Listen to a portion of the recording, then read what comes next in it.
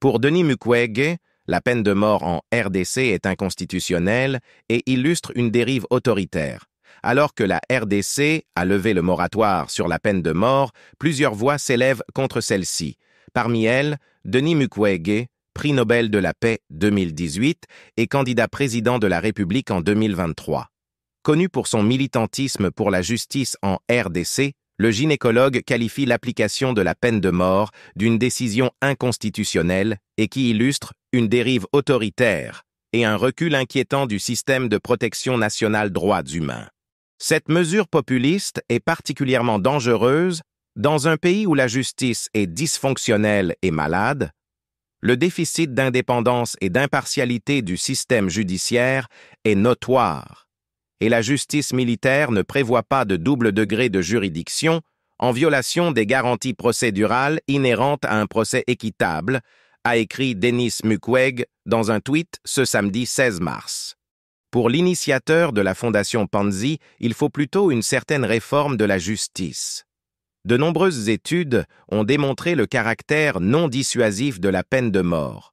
Nous prônons l'abolition pure et simple de la peine de mort, et une réforme profonde des secteurs de la sécurité et de la justice pour consolider un état de droit protecteur des libertés fondamentales, ajoute-t-il.